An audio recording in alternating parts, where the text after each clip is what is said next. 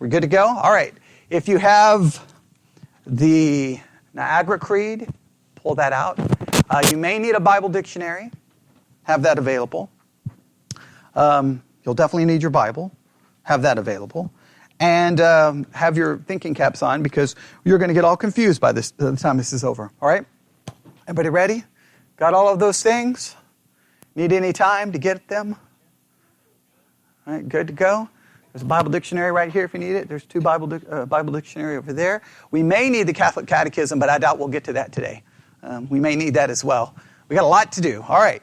Now, we're in the Niagra Creed. Today is part 30 in our study of the Niagra Creed. It's part 30 of the Niagra Creed. And last time, we were in paragraph what? 9. And we didn't quite finish everything I wanted to do, but because we could keep studying hermeneutics forever. So we're going to move on to paragraph 10. But before we move on to paragraph 10, I want you to really think about, I'm going to ask this in a lot of different ways, but I really want you to think about this. How many things within Christianity no longer really reflect what the Bible taught, what the Bible teaches, what the Bible says, but it reflects modern day Christianity? Or let me state it another way. How much of modern day Christianity no longer reflects the actual teaching of the Bible? Because let me explain. Now, as Protestants, we claim, and I put that in quotation marks, we claim that what is the sole and final authority? What? Scriptures, right? The Scripture. I thought someone said something else. I was like, okay. All right. I was like, wait, where are y'all going with this? All right. So the Scriptures, right? That's what we claim. Now, while we claim that, we also have to realize something happens, all right? Whenever something forms, right? All right, let's say Christianity, we say that this is the final and sole authority. No matter how much we want to say that, there's an element introduced into it. So you have Christianity, right? You have the Bible, which is supposed to be the authority that defines what it is and what it looks like and how it works. But what is another element that is introduced into that formula that messes everything up? People. Very good. And what do people have a tendency to do? They do whatever they want. They begin to take the concept, Christianity, take the concept, and they begin to do what with it? Spin, manipulate, and then what happens over time? Things change. What happens? They change. What would be another word we would use? Evolves. Very good. Things evolve. Give me a second here. I'm going to make sure I have... There we go. I'm going to make sure that if someone has any comments here, I can see them. All right, good. All right, things evolve. And the more they evolve and the more they change and the more people get involved, after a period of time, you look back and you go, wait a minute, how did we get where we are versus what the Bible seems to say? Now, I should say, people should at some point wake up and ask that question. I think for the most part, people do not. You just become a Christian. You come into Christianity. You come into, quote unquote, the church, and you just kind of accept that's the way it works, right? You come into church and like, there's an expectation of the way churches should work, right? How they talk, what they do, the programs they offer, that there's a Sunday school class, there's youth ministry, there's a kids ministry, there's this activity, there's a fellowship, there's a potluck, there's going to be a 4th of July picnic. You know all of that's the way it's supposed to work. And if anyone comes in and says, no, we're going to throw that out, immediately what happens? People get upset and people get mad because they're like, no, that's the way church is supposed to work, right? You're supposed to come in, it's like and let's be honest, there's almost a template that gets formed and says, this is the way it works, correct? And everyone just goes along. No one raises their hand to go, wait a minute, why do we do this? Where did this come from? And the person who raises their hands to go, why are we doing this, is always viewed as the problem or the anti-conformist or having an issue. I've always been that way, right? So forget Christianity. I've always been that way. Again, the first day I walked into high school. Well, no. Why? Why? Who says I have to do that? Well, you're a freshman. I don't have to do that. No, you have to. Who made that rule? Well, because that's what freshmen do. I'm not following your rule. I'm not participating. No, I do not have to. You have to do this. No, I don't have to do this. You have to, whatever the rule was, I'm like, who made the rule? Who was the one who did it come from God? Who handed down that this is the way it's supposed to work? And you note that even in education, there's like, this is the way you're supposed to do education. This is the way you're supposed to do the class. This is the way you're supposed to teach. And nobody ever bothers to go, wait a minute, why do we do it this way? Because something begins to evolve, and then everyone just follows along because in my mind, people tend to be sheep in a negative way. They just follow instead of ever ask questions. Well, the reason I'm bringing all of this up is we're about to come to a point in the creed that I think we have to ask some questions. I think we have to ask a lot of questions, all right? And by doing this, it's going to sound crazy. It may even sound conspiratorial. It may sound nuts, but we have to bring it up. I have kind of driven around the issue in the past. I've not really just drove right into it. I've kind of went around it, trying to get you prepared for it over the years. And we'll see. I have a feeling that the people listening online are going to be like, what is going on? But I think the Niagra Creed brings us right to it. So everybody ready? Thinking caps on. So I want to make sure we have the issue. The issue is, if Scripture is the ultimate authority, right, then what should Christianity look like? What does Scripture say, right? Is that true? We all say that. Now, everyone says that, but how much of Christianity no longer resembles that? I'm going to say a large portion of how Christians think, how Christianity operates, does not look anything like it. I'll just give you an example. Anywhere in the New Testament, right? Just consider the New Testament, right? Would you be able to argue that the New Testament creates a system where if someone is sitting in the church and they feel called to ministry, that they are supposed to then sell everything they have, pack up, take their family, move off to somewhere, go to a seminary where they have to go into debt for thousands and thousands and thousands of dollars to be equipped and trained for ministry? Okay, and what does 2 Timothy 2:13 says? Oh, okay. Okay, right. You're just, okay, I was like, do you have an actual verse that proves this? Okay. No, you're not going to find that system. Agree? In fact, what would the New Testament seem to argue? The local church would train them. And then the local church would do what? Not only certify them, but then support them to go out. In other words, hey, don't just go out there and figure it out. It's really weird the way it works, right? I mean, I've always been like, so you want to be in the ministry, what do? Well, you got to go off to college somewhere, get in debt. Then what do? Well, you got to go find a church somewhere who needs someone. Like it doesn't make any sense. I think you would be supported and there would be help and like, we're going to get you into we're going to support you, right? We're going to be there for you. But it's not, you're just kind of like on your own and you're just supposed to figure it out. So, and it's like, where is that? I don't see that concept. Another thing you could look at in a modern day Christianity, I'll just give you an example. Anytime someone looks around and goes, man, there's a problem within Christianity. There's a problem within Christianity. The solution to whatever the problem is tends to always, the solution is always some organization, not a local church to try to fix it. Well, men are not doing really well in Christianity. We need promise keepers. What is promise keepers? A parachurch organization. Well, why doesn't the local church try to fix the men problem? Right? Well, why? Well, they don't. So they give it to some other organization. So then the men have to, they don't stay at they leave their church for a weekend or whatever the case may be, go spend, and I don't know how much Promise Keepers conferences cost. I don't know if they still cost anything. But in many cases, you have to go off to a conference where you have to spend money to get in. Okay. Yeah, they still do. They're supposed to be doing it at AT&T Stadium at some point, but there's a big backlash because Promise Keepers is opposed to LGBTQ, so they don't want the stadium to be used. Okay, all kinds of controversy. But the bottom line is that's not the church. That's not the church.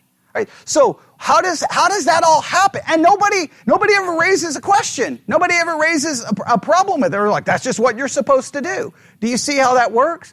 Well, all of this comes into play in this next paragraph. I know you're not going to see it at first, but that's okay. All right. So everybody got the Niagra Creed open, available? All right. Here we go. We're going to go to paragraph 10. And I can give you thousands of other examples, but you know it as well, right? Okay. Paragraph 10. We believe that stop right there, right? I want you to write down the word church on your notes, and right next to the word church, I want you to put a big question mark. Here's the first question I have for you. You ready? Should we even use the word church? That's the first question. Should we even be using the word church? Okay. Just any context. Should we, as Christians, be using the word church? Is the word church a biblical word?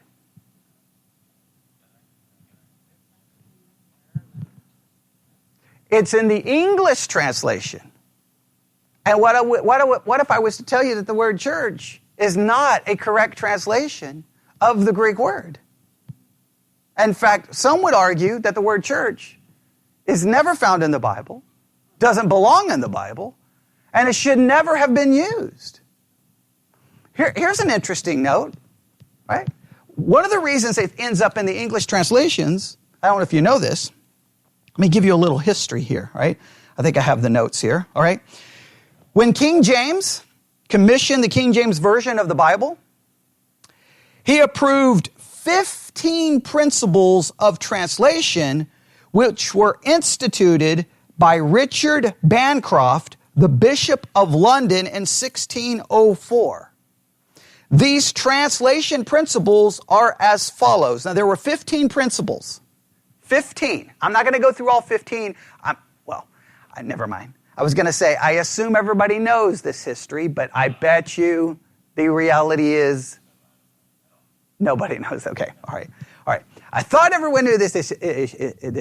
Okay, so maybe at some point we'll have to work through all 15. All right. Okay, note to self, go through all 15. All right. I thought we've covered this. I'm almost positive I've covered this. Okay.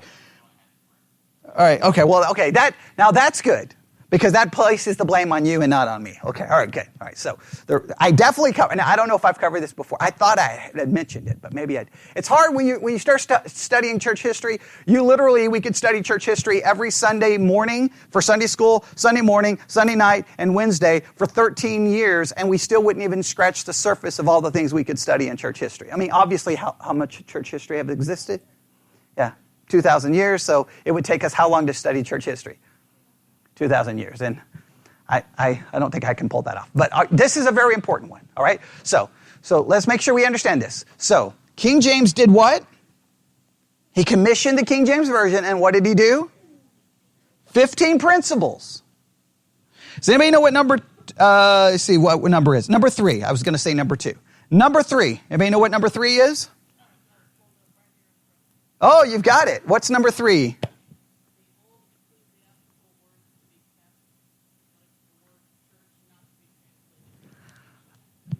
King James put a principle that they could not translate the word as congregation. They had to keep it as church. Why wouldn't he allow it to be used? Why wouldn't he allow it to be translated congregation? Why would he not allow it to be translated congregation? Well, okay, that's an interesting approach. I don't think that's the correct approach, but it is interesting. Okay. She said because of the link together between church and state. Okay. Power. Okay. I think there's another reason, but that's okay. All right. So, but isn't that interesting to note? Just from a historical perspective, they could not translate it congregation. that he had to use the word church. Why? Why did he have to use the word church? Clearly there's a reason behind it, right? Clearly there's a reason behind it. We have to figure out what that reason. But here's the issue. Just look up the word church in if you have a concordance. I think the first occurrence of the word church, I think is Matthew 16. I could be wrong, but I believe Matthew 16 is the first use of the word church. 16:18, am I right? Okay. Look up the Greek word.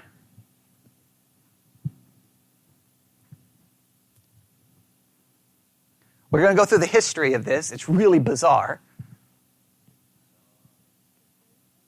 Okay. Ecclesia, right? You all know that. And then you've always been taught that ecclesia means church, but it doesn't mean church. It means a gathering of an assembly of called out citizens. Now, it can be used for an assembly of all kinds of things. It can be an assembly of crazy people meeting to go, break into the Capitol building. It can be a group of assembly of people for good or for bad. It's just an assembly, right? Or a group of people who congregate, right? It doesn't necessarily mean church. It just means an assembly. All right? So how did an ecclesia become church? In fact, one would argue the actual Greek word that would get you closer to church is not ecclesia by any means. It's a different Greek word. It is used in the New Testament, but it's never translated church. It's used when it talks about the Lord's Supper. That's the Greek word that actually would get you to the word church in any meaningful way, and it's never translated church. And we're going to go through the whole history. I'm going to go through the whole thing, how we get there, right? But there's got to be a reason why, correct? Yes? Right? So here's the question. Should we even be using the word church? Now, the creed just immediately says what? Go back to the creed.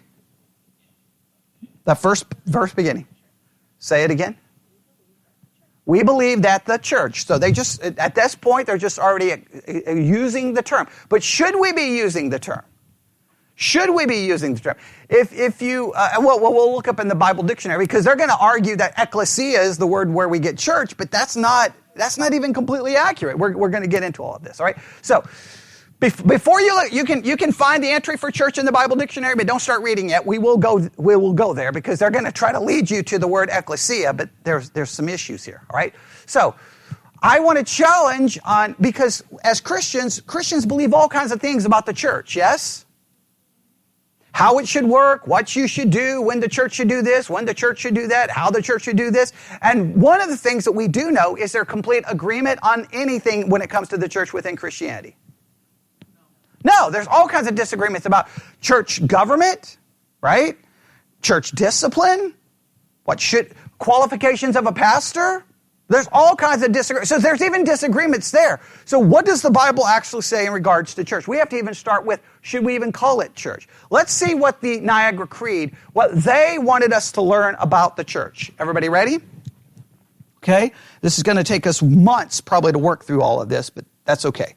That's why you go to this church, right? Or this place, or this, whatever we want to call it. All right, here we go.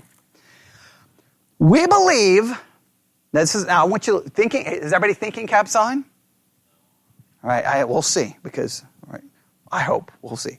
We believe that the church is composed of all who are united by the Holy Spirit to the risen and ascended Son of God, that by the same Spirit we are all baptized into one body, whether we be Jews or Gentiles, and thus being members one of another, we are responsible to keep the unity of the Spirit and the bond of peace, rising above all sectarian prejudices and denominational bigotry, and love one another with a pure heart fervently. Stop right there. Okay. Now, there's a lot, they go on. There's a lot there. But from the most, just try to summarize this in the simplest way possible. In the simplest way possible, what is the creed telling you about the church?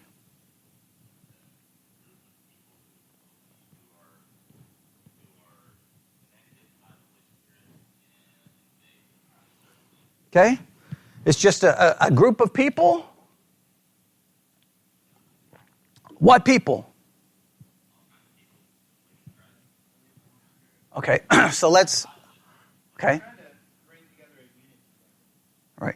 They are calling that the church is made up of all believers. Would you agree that that's what the creed is saying? All believers. So this is not defining the church as what? Say it. Someone said it. A local congregation. It's not defining it as a local congregation, is it? What is it defining it as? Oh, there we go. Now we're getting somewhere. This seems to be defining the church as a universal body made up of believers, no matter where they may live or who they may be, no matter their ethnicity, background, cultural background, but all believers make up the church. This is the universal concept. You have the universal concept. And what's the other concept that would refer to a church? Local. Now, some try to merge the two, that the universal exists and the local is simply a visible manifestation of the universal. All right? Some would argue that nowhere in the New Testament is the universal idea ever found. And some would argue the reason King James and others argued for the word congregation or assembly not to be used. Now, he said congregation, but I'm saying some would argue the reason they did not use assembly or congregation, but translated it church, is because what preceded the translation was an acceptance of a doctrine of the church being a universal body. Therefore, they used the word church to promote that idea instead of being consistent with the actual language used. So therefore, the word church is actually a mistranslation and should not be used. And if it shouldn't be used, that calls into question the entire belief that the church is a universal body. Do you see how this can get controversial? You say that to anyone, they're going to immediately go, what are you talking about? But we have to get to the history of this. Did you have a question? No, I was just going to say you're being nice here with your thought on, there's the universal thing. I don't know. I see it almost more nefarious with how she was describing with power and control. Power and control. There may be power and control here. We'll get there. Well, first we just got to establish. What I just want to establish is, should we even use the word? Because the word has a lot to do with how we define what the church is, right? I mean, the creed is giving you a clear idea that the church is a universal body. They don't even mention the local, do they? They don't even mention the local. So, in fact, based off that creed, why should we even have a local church? Right? I mean, you're a part of the church simply by what? By being saved, right? You're part of the church. So why even be a part of a local congregation? Do local congregations even need to exist? Well, let's go through it. Are you ready to go through some history? Yes? No? Somebody say yes. Okay. All right, here we go. All right. This is going to be a long and winding road. Okay. No, not to borrow from the famous song, but okay, here we go. All right. Where do we want to go here? I got a number of articles and papers and a lot of research here, a lot of things put together, and we're just going to go through this. All right. Let me give you just a quote from one source. Here we go. The word church isn't in the original Greek manuscripts, period. That's how dogmatic some people are. The word church isn't in the original Greek manuscripts. And then they ask this question, what meaning, if any, could that have for us today? So let's argue. Let's remember what we always do. We take an argument, and what do we do with it? Agree with it first. All right, so let's just ask this question. Let's say that it's true that the word church is not in the original Greek manuscripts. It's not in the original Greek manuscripts, and we should raise a question. Let me give you an example. Let me just throw this out there. Whenever you read Matthew, Mark, Luke, and John, and you see the word church, hasn't it always caused you some problems? It's never caused anybody any problems? When I read the word church in the Bible? No, in Matthew, Mark, Luke, and John. It's never caused anyone not even a slight problem. Or a timeline of it? Yeah. Now, it was written after the fact. But Jesus wouldn't have used the word church. There was no church. Right? Right? Take it before the church? What? What would he be giving instructions to take something before a church when there's no church, unless you're going to say the church predates? No. What would he have been saying? Take it before the assembly. Right? So right there should have just like, why is the word church being used here? Every good Bible student should have already been like, wait, I don't understand. How did it get there? Why is it there? Now some will say, well, it's using in a prophetic way. He's pointing to what's coming. Okay, well, in some cases, I don't know if that would make any sense. It really depends on how you define church. How are you defining the word church? Because if you're defining it as a congregation or assembly. Well, no, the first question is, should we use the word church? I'm just saying, Right. I'm trying to defend why none of us have an issue with it. Because we look at it and you're thinking about it, you're interpreting it through how you view the word. I guess I still would have had. I would still have. I guess, but I mean, the point is, we read it in the Gospels as it's pointing to the actual church, but it couldn't have been pointing to the actual church since there was no church. So how would anybody have understood the instruction, right? So. You're saying the actual church, or you're saying universal? Okay, well, no, I'm not. I'm just saying that if I'm reading the Gospels and I see the word church, I've got to have a problem because there's no church. So he's either referring to the synagogue. Well, how many does it make to take to a church? The disciples he had, is that considered a church? Right, but I'm saying he wouldn't have been using the word because we believe the church is not even established to Pentecost. So why would he be using the word church?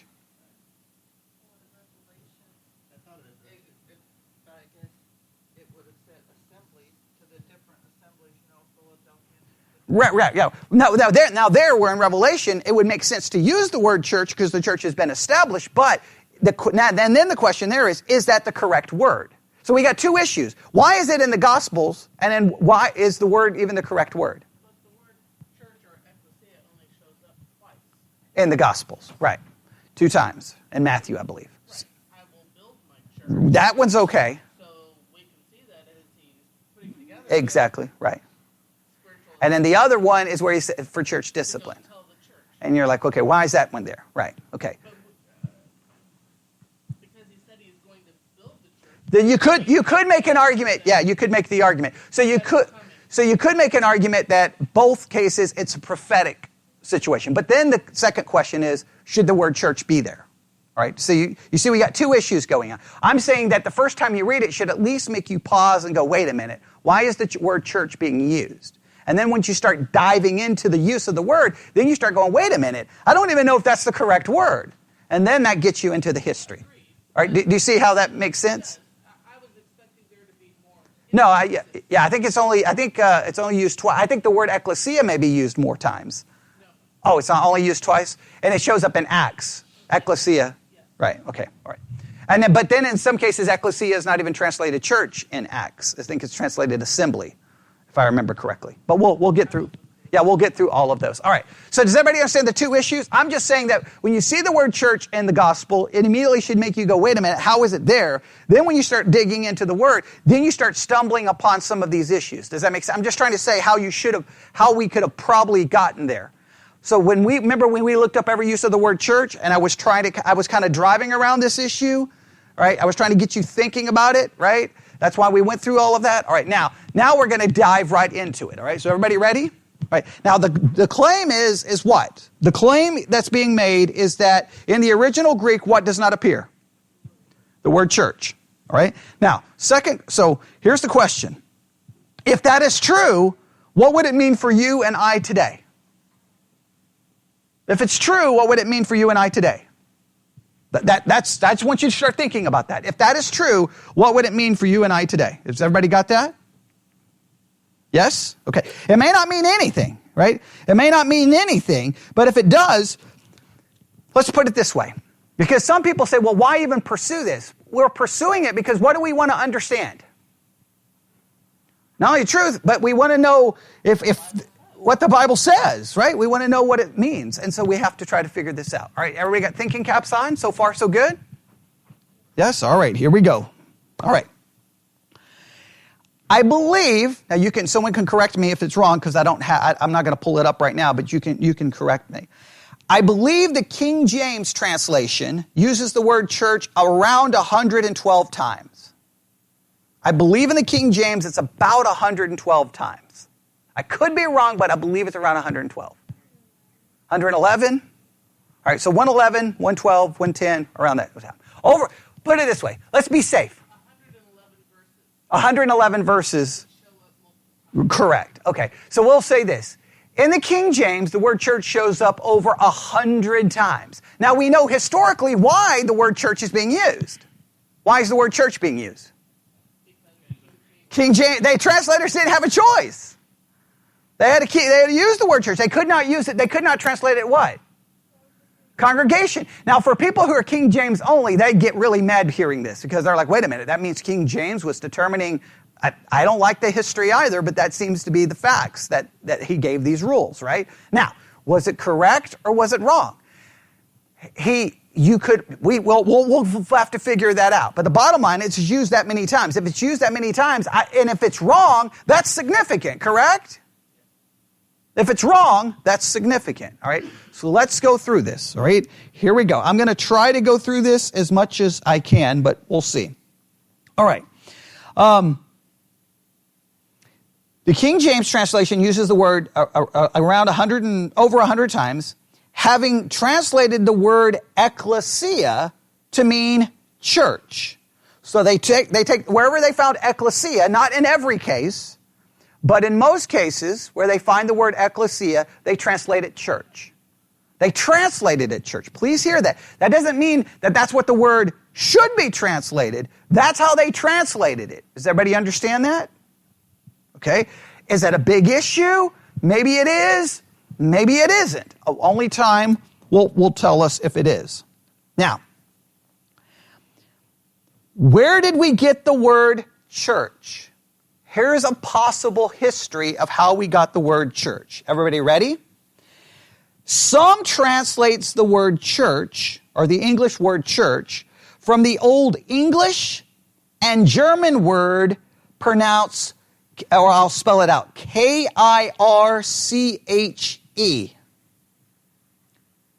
Kirche, which would kind of be the idea of kirch, right?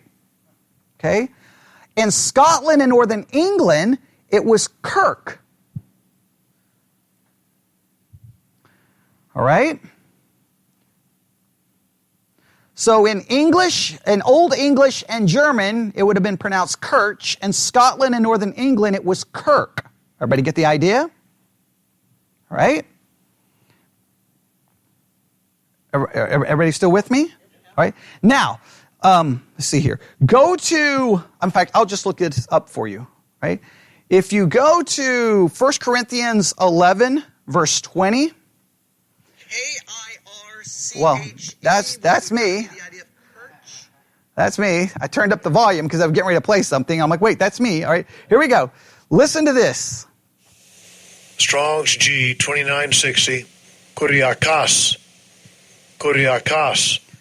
Kuriakos. Now, it shows up in 1 Corinthians 11:20, Kuriakos, and it would be the Lord's. That's how it's translated, the Lord's, Kuriakos. Everybody got that word? Kuriakos? Everybody there? Just make sure. And if you want to spell that out, Kuriakos would be, if you're writing it out, Kyriakos.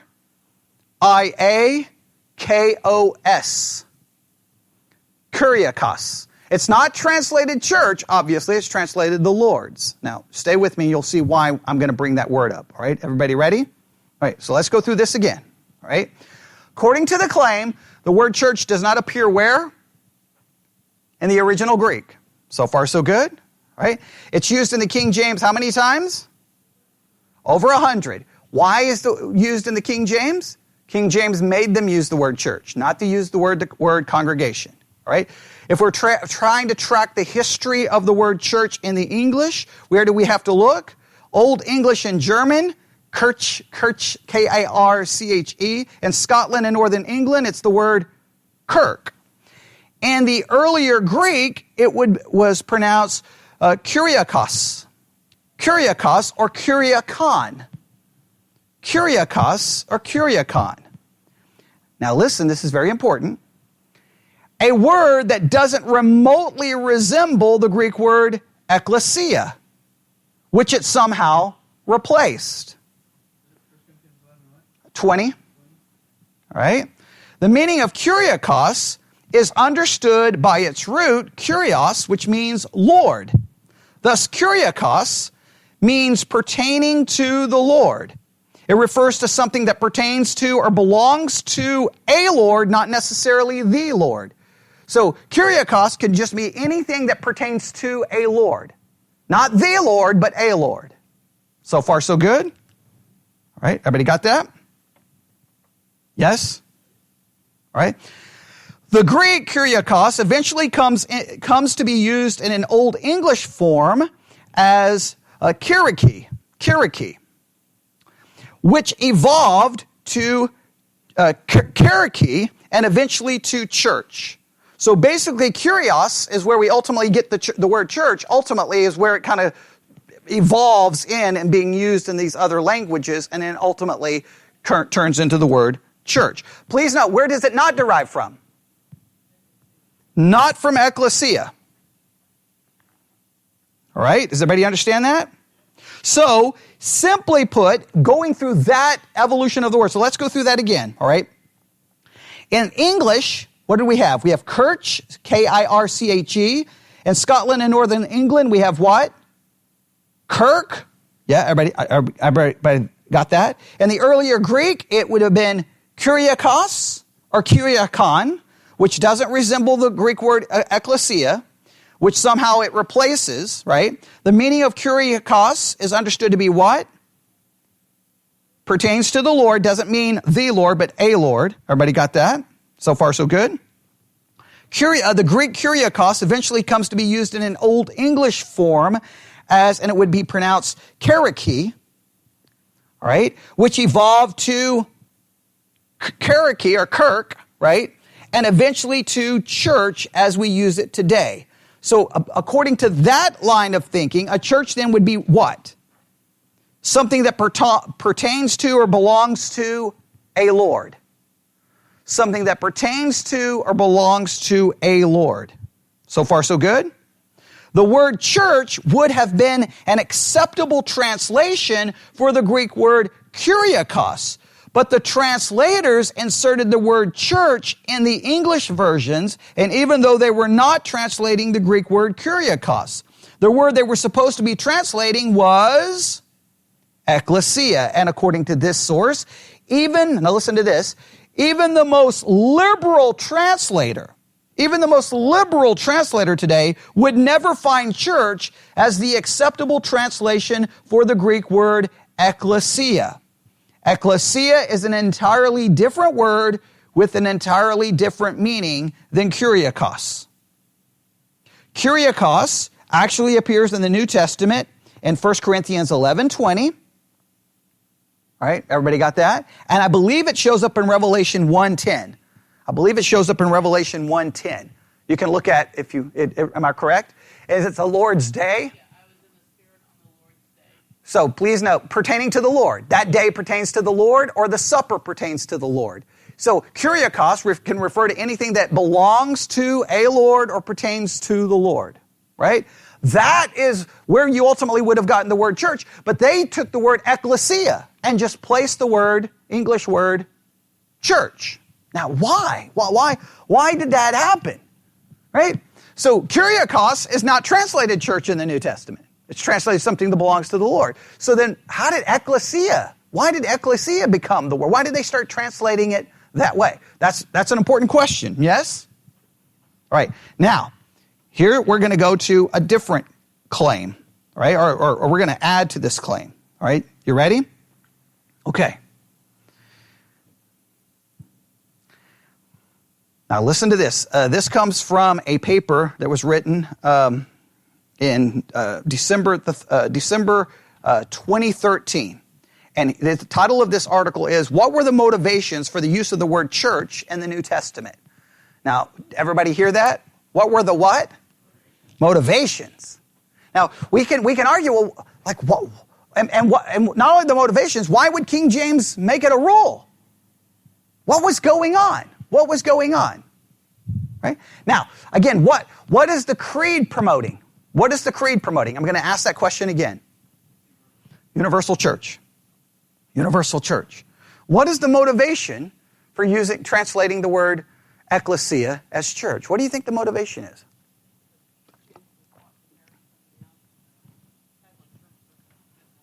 That was a different king. That was a different king. That's King Henry, I believe. Yeah. All right. So let's try to see what's going to happen here. Right. All right, here we go. All right. Everybody ready? Okay. Now I'm going to skip some of this, and they have kind of a purpose statement for the paper.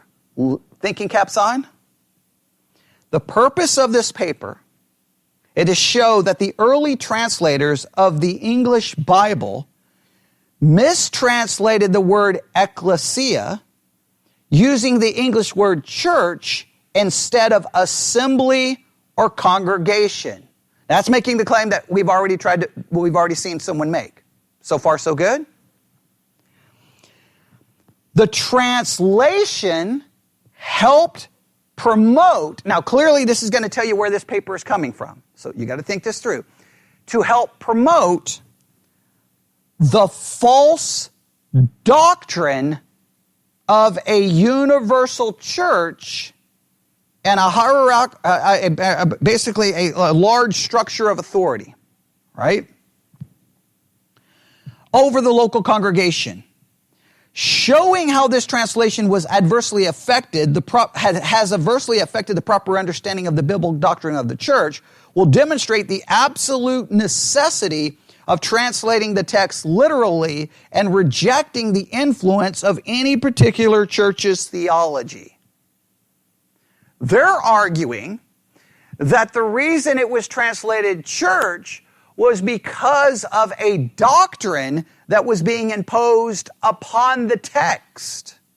Because there was an idea of a universal church with a large structure over the church ruling over the congregation.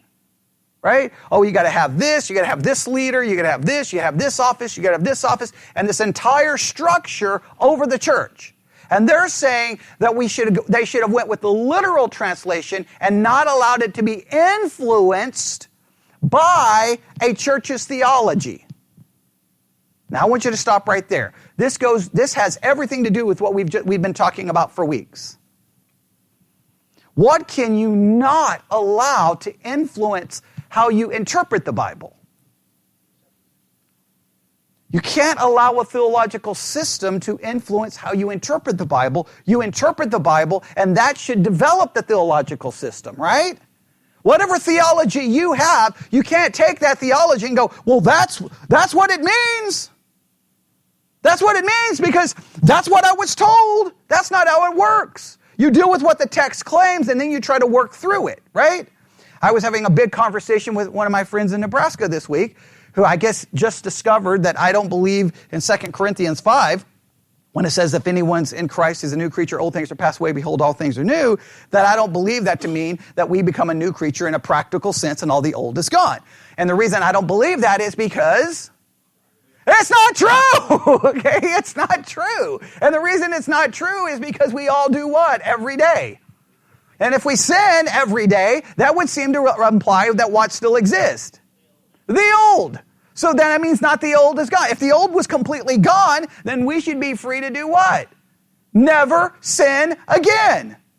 Can anyone pull that off? No. So that means I don't care what any church says. I don't care what any theology says. I've got to re-understand that text. So how can I re-understand that text? In what way am I a new creature? 100% fact, and there's no problem with stating it. Positionally, what am I? Holy, righteous, obedient, without sin. What is no longer there? The old, nothing. I'm not even viewed from that perspective. Now, how does it work out practically? Emma professes to be a Christian. How am I to view Emma? From the positional reality. Now, does that mean I ignore the practical reality of her sin? No, but it means that even if she sins, we deal with the sin, but then what? That sin is forgiven and we still view her. Does that make sense? That's how it has to work. So, what cannot influence my interpretation? What some doctrine says, what some theology says. Either the text is the source, or what's the source? The church. This is making an argument that what was the source for them translating it the word church? The church was the source of it, not an actual translation. That's the claim. Now, I know that sounds conspiratorial, but we're going to have to work through it. Now, but what would be one source of evidence that kind of back up the conspiratorial idea? That King James wouldn't let them translate it any other way. That's troubling, yes? And not only that, Ecclesia doesn't mean church. It means gathering, a congregation, an assembly. In fact, the word that you could possibly get church from is not translated church in the New Testament, right? Kyriakos, if I'm saying it correctly. I don't remember how to say it now. Okay, you get the idea? That's where it was ultimately derived from. Okay, now, we started so late. I'm going to go a few more minutes. All right, here we go. All right.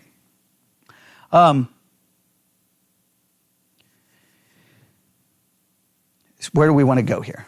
All right, I'm just going to read this. All right, there's a lot of things I would like to deal with. They start with some of the English definitions here, but they said in our English Bible, the Greek word ecclesia is translated in most places church. The word ecclesia is found, now according to them, the word ecclesia is found in 115 places in the New Testament. All right, that's the claim. It is translated in English 113 times as church. And the remaining times it's translated, how do you think it's translated in the other times? Assembly. What? Wait, so some places, and why would they make a distinction there? Okay, because probably in so two of those places, it's referring to an assembly that's not a Christian gathering. So then they have to go with the normal translation as an assembly.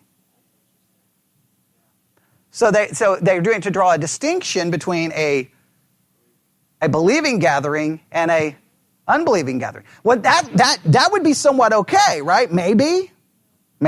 Now, I just don't know if it's fair to do that with the word, but the issue is, okay, but the point is, they know that what the word means. What does the word mean? Assembly. That's what the word means. So how should it be, if you're going to be literal, how should it be translated? It sounds like it should be translated assembly, right? In classical Greek, the word ecclesia meant an assembly of citizens summoned by the legislative assembly. The word as used in the New Testament is taken from the root of the word, which simply means to call out. In New Testament times, the word exclusively used to represent a group of people assembled together for a particular cause or purpose. It was never used exclusively to refer to a religious meeting or group. So it was just a group. It could be political, it could be for anything. It was never used in an exclusively religious way. Does that make sense? Right, so far, so good? Oh, man, we need like 18 more hours to work on this. Okay, all right. An examination of the Greek word ecclesia reveals that the word is properly translated into English as the assembly or congregation. It is used to refer to a group of persons that are organized together for a common person and who meet together. All right? And according to one source, the word was used as early as the 5th century BC. But to refer to, and obviously if it's being used all the way in 5th century BC, what is it not being used to describe? The church is being used to describe assembly, congregation, right? A group of people meeting for a purpose, right? Now, why is that significant? Just stop right there. Why is this significant? If ecclesia refers to a congregation or a group, why is this so significant from a theological perspective so far? What does it begin to destroy? Thank you. It begins to destroy the universal church. Because when I say the church, I don't think of some universal body. I think of an assembly. Gathered together. Right? That's what it means. Yeah. I don't know. It destroys using that word in all those verses. Well, it would destroy... I don't know if it would destroy the whole concept of universal church. Okay, so how do we have a universal church? Because to have a universal church, using the word ecclesia, what would have to occur? Just not using the word ecclesia.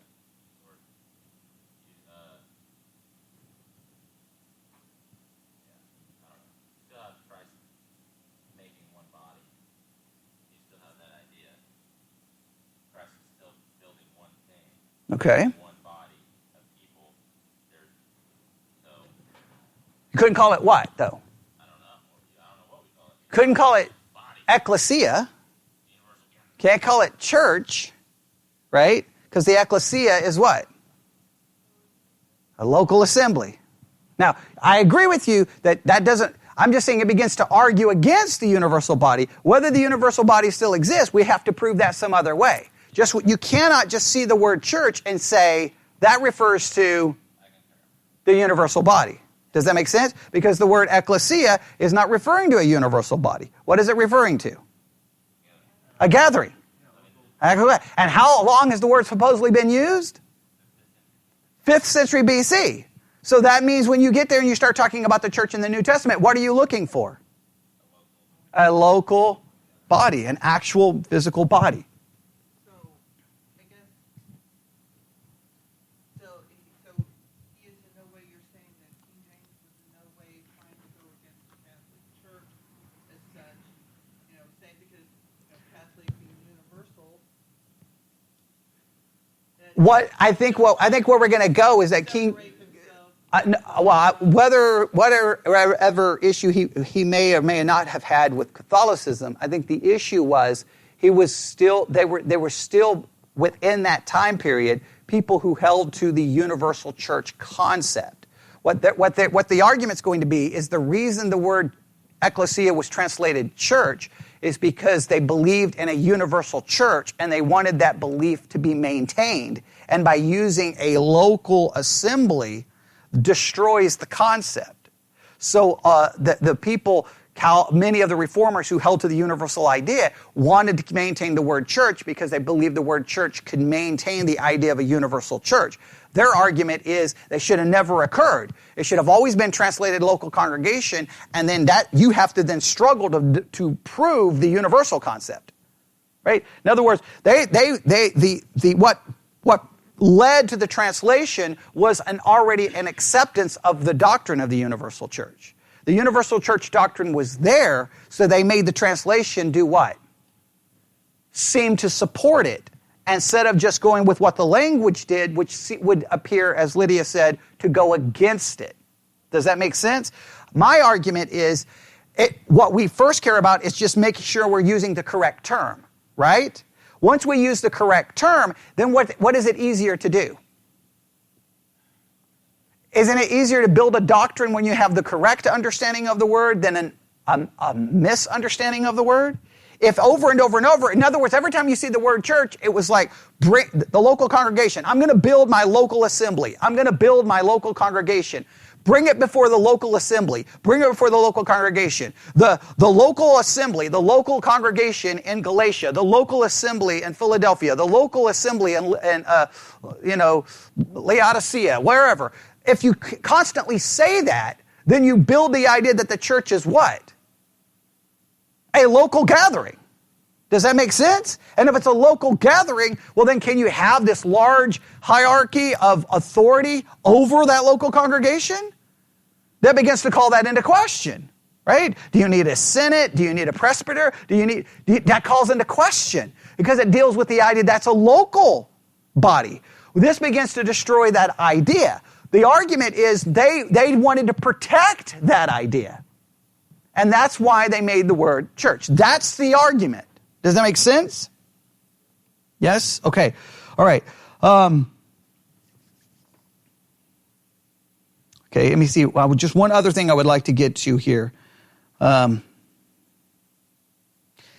the New Testament, give you an example. In the New Testament, the words refer to different kinds of assemblies with the context of the word or use of a word modifier explaining who was meeting. For example, in Acts 2:47, the context of the verse tells us who was meeting. Praising God and having favor with all people, and the Lord added to the church daily such as should be saved. Acts 2:41 or Acts 2:47.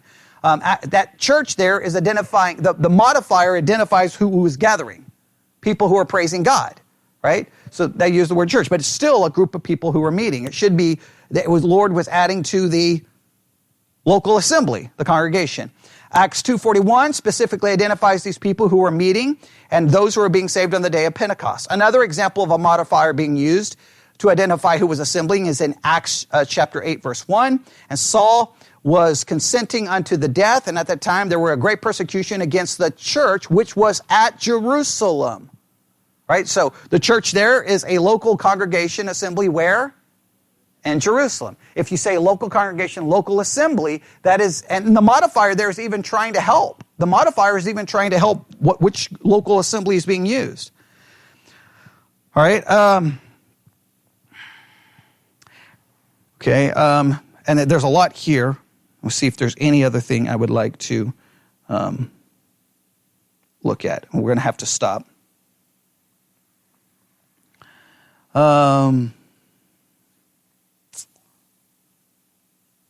Okay, here's just a little history so that you understand this. When the Bible was first translated into English, the concept of a universal church was already in existence in the former Roman Catholic and Protestant churches of the day. The word church was first used by Theodore Beza in 1556, a Protestant who followed John Calvin at Geneva, Switzerland. As a Presbyterian, Beza believed the idea of a Catholic church and its hierarchical form of government, and therefore chose to support the concept by using the word church instead of the word assembly. The reason is obvious, is that the use of the word congregation or assembly would not support his church's form of government. Then another person in 1557 followed Beza's use of the word church and was actually the first edition of the Geneva Bible and was a revision of the Tyndale New Testament. So it was not until 1556 where the word church appears.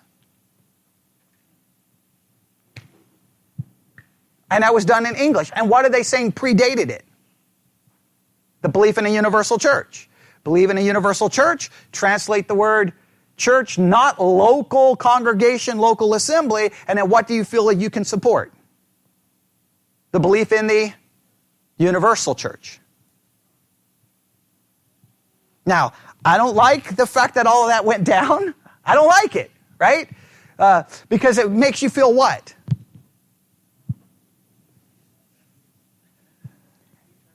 Now, not betrayed, it just makes you feel like, well, wait a minute, like they shouldn't be doing that kind of thing. Like you don't want that. But the good thing is, that's one of the great reasons we live in 2021. You should be so grateful the day you live because you can check the meaning of a word just like, isn't it great that you don't have to rely on anything else? Now, the point is the fact that you never caught that means you weren't doing what you're supposed to be doing, all right? But we brought all of this up. We've talked about this in the past, or at least I got you close. Now I'm jumping right in. So what can we take from all of this? What can we take from all of this? What are some basic lessons we can take to try to summarize all of this? What are some basic lessons? What do you think? What's the first major lesson you should take away from Sunday school this morning?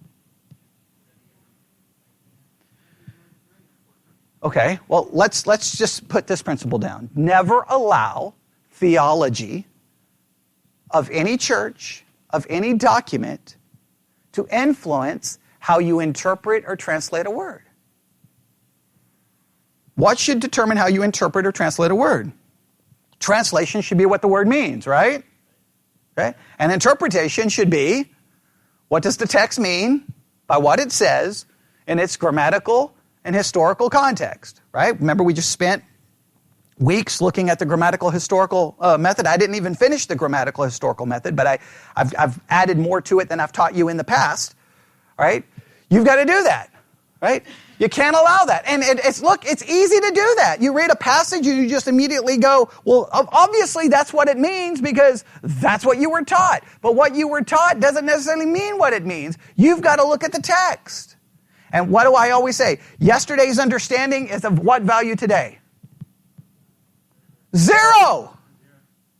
In fact, yesterday's understanding can simply be what? Today's deception. When you study the text today, what do you forget? Everything you've ever heard about the text from anyone and everyone. Because you can't grow if you keep borrowing the previous. Does that make sense? All right, we're almost done. You can come on in. All right, that's number one. What's number two that we should derive from this? That's number one. What's number two we should derive from this?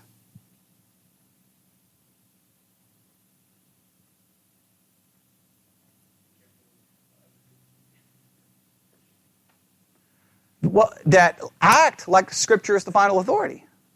Act like it. If you believe it's the final authority, then what's your responsibility?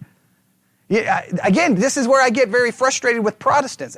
Protestants love, the Bible's the final authority, but then nobody wants to act like it. If it is, then guess what your responsibility is? Your responsibility is to know that. Your responsibility is to see the word church and to look it up and go, why is it translated church when the word simply means called out assembly? Why is it not translated the called out assembly? And you should have started asking those questions. Right? Do a little bit of research and you find out, well, wait a minute, why did King James tell them that? All right, so number one, what's number one? Don't allow any theology to impact the way you interpret or translate. Number two, act like the Bible's the final authority. And what does that look like? That means you actually are studying and looking things up. And number three, isn't it amazing what we come back to in number three? Ignorance of church history is not a good thing. If you knew church history, you would have known what King James did. And if you knew what King James did, you would have known that the word church probably shouldn't be in the Bible. It should be a local assembly or local congregation. Because you would have noticed that, wait, why did King James make that rule? And then that would have started you doing what? Asking questions. You see why studying ignorance of church history just makes you what? Vulnerable to manipulation and deception. You say, well, I don't have time to study church history. Well, then I guess you don't have time not to be deceived. I don't know what to tell you, okay? Now, the one thing you can always do is find a church that will actually do what? Teach it. That's always a big help. And then, two, you can do your own study. All right, so everybody got that? All right. Now, what does all of that mean? I don't know. And let me make it very clear, because I'm glad Seth brought this up. I'm not making a complete argument against the universal church concept idea yet, right? I'm saying that when we, and I know Sarah remembers this, we looked up all 111 uses of the word church in the New Testament, correct? And what did you and I discover? Local body, almost in every, I think there may be one or two possible, but easily over 100, it always referred to a local body. It never referred to a universal body. Never under any circumstance. And to say that it does is just an absolute flat-out lie. Clearly, it had the modifiers to tell you. It had the modifiers. I mean, there was no way to get around it. So, if you're going to build up the universal idea, then what are you left with? You're left with just assuming that that's what's meant. And why are you assuming that's what it means? Probably because you've already been taught the universal idea. So you can't be taught the universal idea and then go read it into the text. You got to derive the universal idea from the text. And once you derive the universal idea, what does that mean? What did the Creed want to do with the universal idea? Well, they wanted to use the universal creed for what purpose? Or they wanted to use the universal idea to promote what? Unity.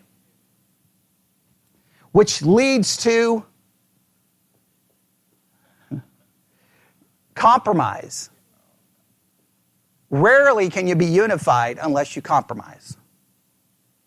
The more you begin to articulate doctrine, you cannot remain unified. You can't. So Christians love to play this game. Well, we don't agree on anything, but we're all part of the universal body. So see, we're all one. Okay, well, what does that mean? We don't meet as a universal body. The universal body doesn't baptize, doesn't give the Lord's Supper, doesn't discipline. Well, what does the universal body do? And nobody can ever really define what it does. But some try to argue for the universal body concept to bring the local congregations into one organization, or go to the Catholic idea, a universal body that's on the earth right now. So a universal local assembly that's just assembled in different locations, but all under one power and authority.